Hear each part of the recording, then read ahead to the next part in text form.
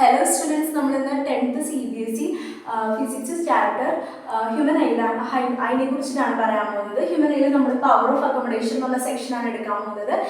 എന്തായിരിക്കും power of accommodation എന്ന് പറഞ്ഞാൽ? പവർ ഓഫ് അക്കോമഡേഷൻ എന്ന് പറഞ്ഞിട്ടുണ്ടെങ്കിൽ നമ്മുടെ ഐസ് ഉണ്ടല്ലോ, ഐസ് ഫോക്കൽ ലെങ്തിനെ അഡ്ജസ്റ്റ് ചെയ്യണം. നമ്മുടെ ഒരു ഡിസ്റ്റന്റ് ഒബ്ജക്റ്റിനെ കാണാൻ വേണ്ടിയിട്ട് നമ്മുടെ ഐസ് ഫോക്കൽ ലെങ്തിനെ അഡ്ജസ്റ്റ് ചെയ്യുന്നതിനെയാണ് നമ്മൾ പവർ ഓഫ് അക്കോമഡേഷൻ എന്ന് പറയുന്നത്. അപ്പോൾ പവർ ഓഫ് അക്കോമഡേഷൻ എന്താണെന്ന് നമുക്ക് പിടികിട്ടി. ഇനി അക്കോമഡേഷൻ ഓഫ് ഐ എന്ന് പറയുന്നത് നമ്മുടെ സീലിയറി പേശികൾ ഉണ്ടല്ലോ, സീലിയറി മസിൽസ് ഉണ്ടല്ലോ നമ്മുടെ ഐയില്, സീലിയറി മസിൽസ് നമ്മുടെ ഫോക്കൽ ലെങ്തിനെ ക്രമീകരിക്കുന്നതിനെയാണ് നമ്മൾ അക്കോമഡേഷൻ ഓഫ് ഐ എന്ന് പറയുന്നത്. അപ്പോൾ അക്കോമഡേഷൻ ഓഫ് ഐ മനസ്സിലായി. പിന്നെ റേഞ്ച് ഓഫ് വിഷൻ എന്തായിരിക്കും?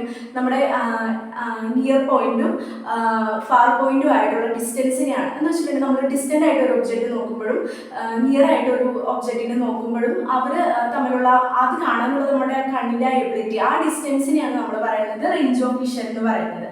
പിന്നെ നാലാമത്തെ കാര്യം എന്ന് പറഞ്ഞിട്ടുണ്ടെങ്കിൽ നമ്മുടെ നിയർ പോയിന്റ്, നമ്മുടെ ഒരു ടിപ്പിക്കൽ ഹ്യൂമൻ ബീങ്ങിന്റെ നിയർ പോയിന്റ് എന്ന് പറയുന്നത് 25 സെന്റിമീറ്റർ അവേ ആയിരിക്കും.